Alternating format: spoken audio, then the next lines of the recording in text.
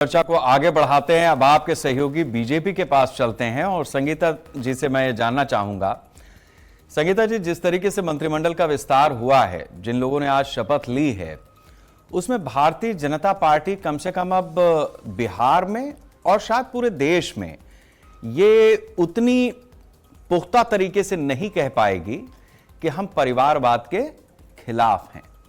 एक नहीं, दो नहीं, तीन तीन, चार चार आपके सहयोगी ऐसे हैं जिनकी अगली पीढ़ी ने आज मंत्री पद की शपथ ली है। उसके अलावा भी कई ऐसे हैं जिनके पारिवारिक राजनीतिक बैकग्राउंड हैं और उनकी भी अगली पीढ़ी ने शपथ ली है, वो पहले भी मंत्री रहे। तो इस तरीके से अगर हम एक टोटल में देखें तो 6, 7, 8 लोग ऐसे हैं जो पारंपरिक रूप से, पारिवारिक रूप से नेताओं की अगली पीढ़ी हैं। आप अब कैसे लालू यादव और बाकी कांग्रेस और तमाम दलों से जो आप कहते हैं कि परिवारवाद की लड़ाई बीजेपी लड़ती है, परिवारवाद के खिलाफ हम लड़ते हैं, आपकी तो अपनी सरकार में शुरू से आखिर तक अब परिवार ही परिवार है। देखिए, पहले तो सभी को नमस्कार।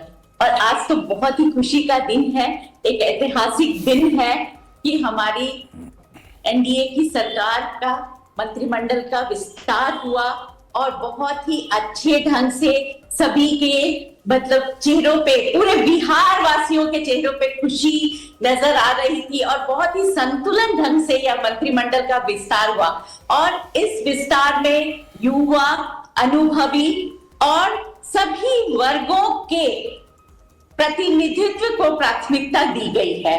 और इसमें यह भी देखा गया है कि ऐसे मंत्री शामिल होंगे, ऐसे लोग शामिल होंगे जो हमेशा आदरणीय सम्राट चौधरी जी के साथ मिलकर हमारे बिहार को विकास और सुशासन की, जो आदरणीय नीतीश कुमार जी ने जो बिहार को विकास के रास्ते पथ पे ले गए थे, उसे गति देने का काम करेंगे। अब आपके प्रश्न का उत्तर मैं देती हूँ।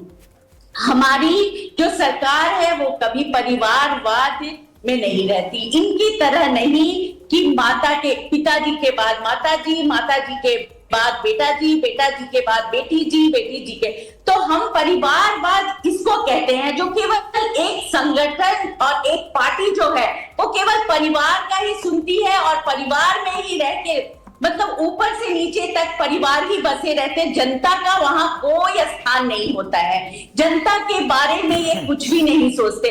अगर इन्होंने विकास किया रहता, अगर इन्होंने जनता के कार्य संगीता जी, ऐसा है, नहीं, आप मेरी बात सुनिए। तो आप कोशिश कर रही हैं कि अपने जवाब में आप उस बात को पुख्ता तरीके से रख पाए, लेकिन इसमें दम नजर नहीं आ रहा है। आप मेरी बात समझिए। रामविलास पासवान के बेटे, अब वो तो खैर नहीं है, लेकिन चिराग पासवान राजनीति में है। आप नीतीश कुमार अब राज्यसभा में हैं और उनके बेटे निशांत, आज उन्होंने मंत्री पद की शपथ ली है। इसी तरीके से आप मांझी के बेटे को देख लीजिए। इसी तरीके से आप अपने अन्य सहयोगियों के बेटों को देख लीजिए जिन्होंने आज मंत्री पद की शपथ ली है। पिता अभी राजनीति से रिटायर नहीं हुए हैं और बेटे आ गए हैं। उनकी एक एक, दो दो विधायकों वाली, 4 विधायकों वाली पार्टी है। एक खास क्षेत्र में उनकी अपनी राजनीति है, उस राजनीति पे वो पकड़ रखते हैं। वो जातियों की गोलबंदी में आप समझ लीजिए या इलाकाई प्रभाव में समझ लीजिए। जिस बात को आज तक आप लालू यादव के खिलाफ पुरजोर तरीके से कहते रहे, वो हथियार अब आपके तर्कश में नहीं है। संगीता जी, ये आपका सोचना है। हमारी सरकार ने कभी भी परिवारवाद को बढ़ावा नहीं दिया।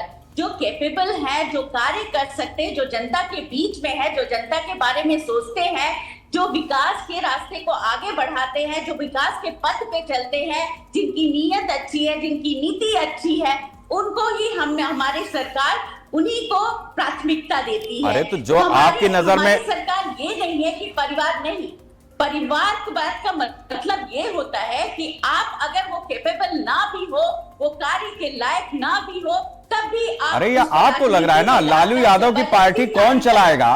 लालू यादव की पार्टी कौन चलाएगा, ये तो लालू यादव को तय करने का हक है। कुमार जी वो परिवार वो कभी भी नहीं आना चाहते थे, लेकिन उन्होंने, उनका कहना है कि वो बिहार की जनता के लिए कार्य करना। अभी आप देखिए वो सद्भावना यात्रा कर रहे हैं, लोगों से मिल रहे हैं, लोगों के दर्द को जान रहे हैं, लोगों की परेशानियों को जान रहे हैं। ठीक है।